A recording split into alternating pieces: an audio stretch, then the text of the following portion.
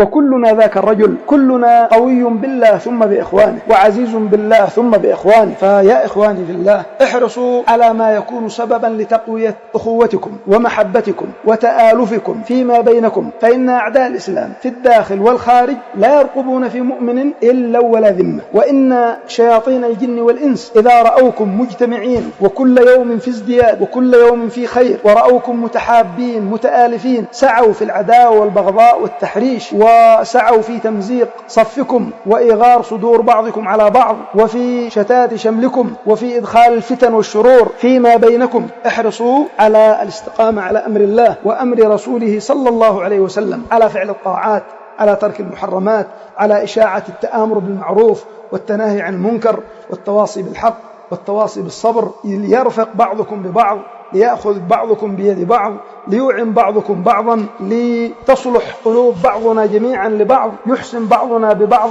الظن، فيحصل الخير الكثير.